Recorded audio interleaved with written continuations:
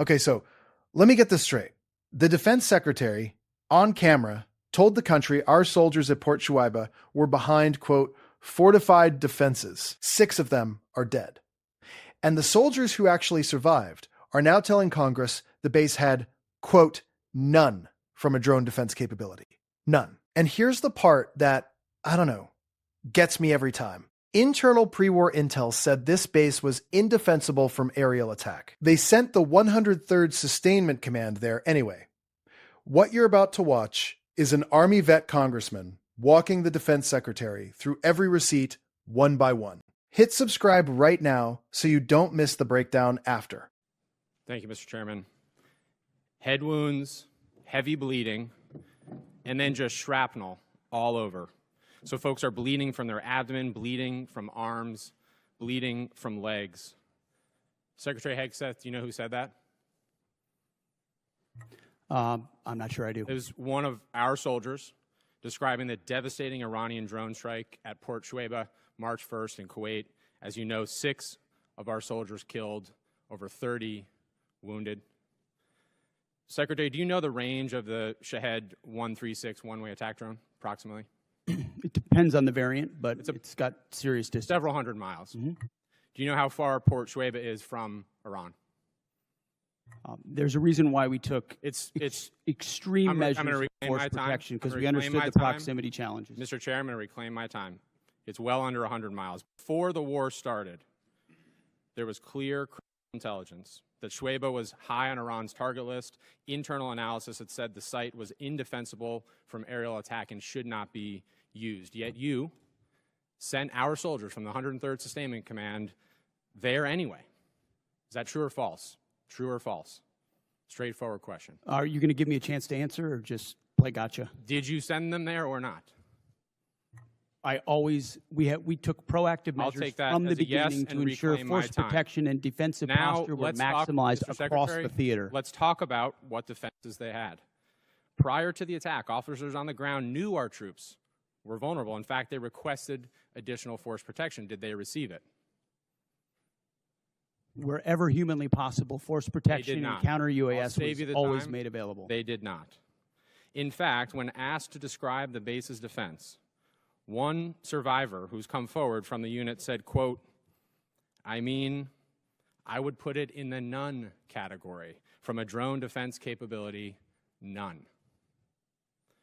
So let's be clear, no counter-drone capabilities, no counter-rocket systems, no counter-mortar or counter-artillery, not even the basic overhead protection that you and I had 20 years ago in Iraq, and now 6 of our soldiers are dead. The next day, you downplayed the attack. You said it was a squirter that squeaked through fortified defenses.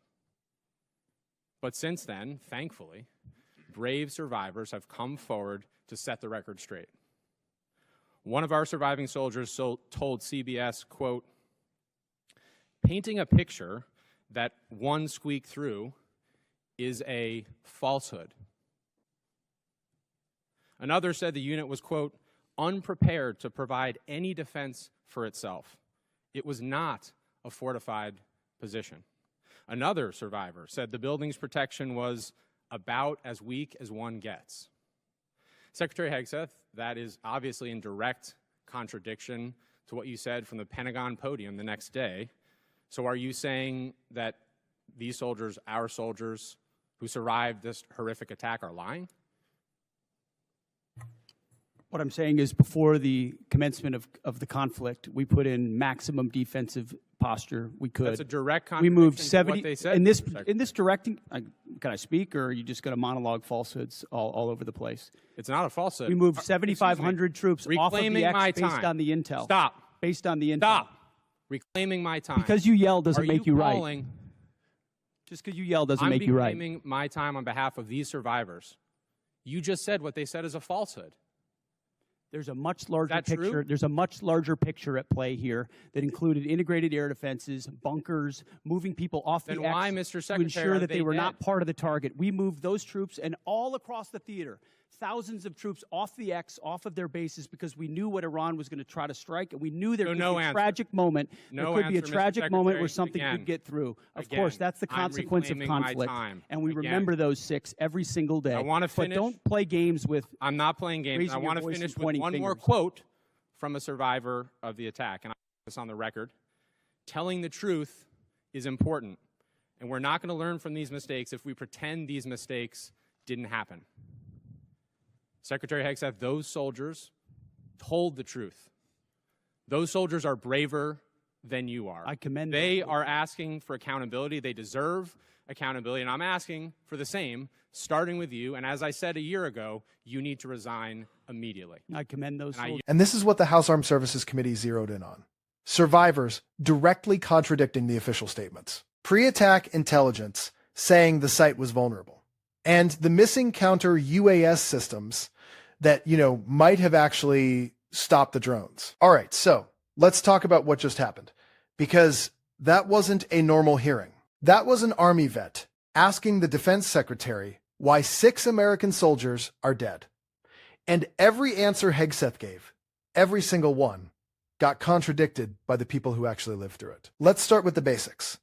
Iranian Shahed 136 drones hit Port Shuaiba in Kuwait. 6 killed, more than 30 wounded. The Shahed has a range of several hundred miles. Port Shuaiba is under 100 miles from Iran. So the drone's range is multiple times the distance to the target. And Hegseth's answer to that was, quote, "That's why we took extreme measures of force protection." Extreme measures. Tell that to the families. And this part right here is, I think, the worst of it. Military documents show the facility was actively surveyed by hostile drones in the weeks before the strike. Surveyed. Multiple times. By drones. And nothing moved fast enough to stop what came next. Now here's the part Hegseth really did not want to answer, because Ryan asked him a yes or no question and got a monologue instead. Before the war started, before a single soldier set foot at Port Shuaiba, internal U.S.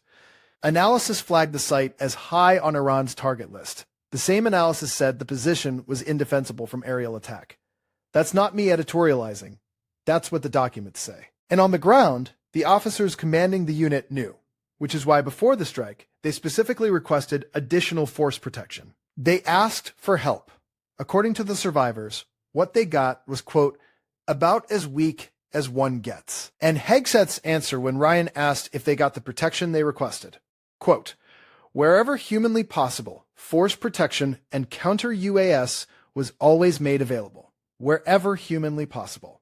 They were 100 miles from Iran. The intelligence had warned them for months, and humanly possible apparently didn't include any of the systems that would have actually stopped the drones. And it's not just Ryan asking these questions. The calls for accountability are bipartisan now.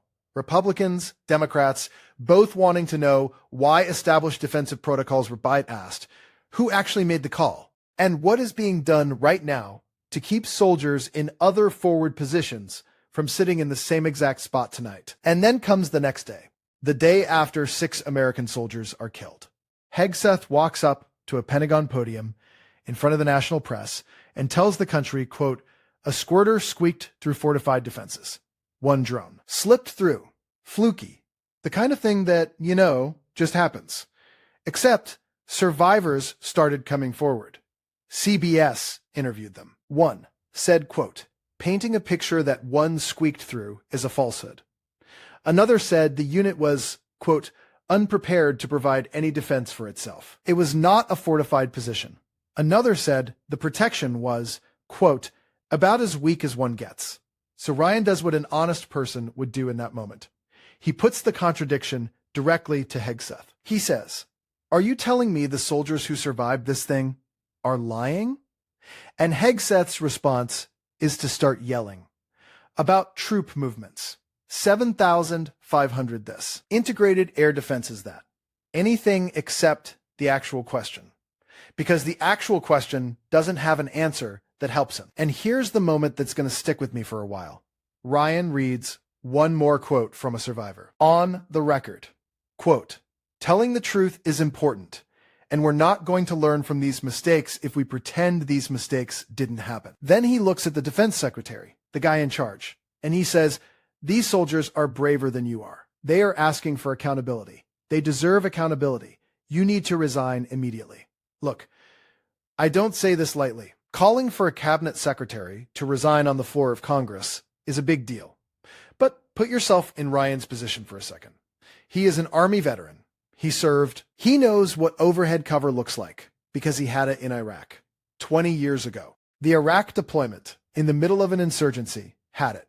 2026, active war zone, 100 miles from Iran with documented drone surveillance in the weeks before the strike, didn't have it. That is not a one-off. That is not a squirter. That is a system failure with a body count of 6. And the loudest voices outside the chamber are the veterans groups, the people who actually understand what overhead cover means and what its absence means.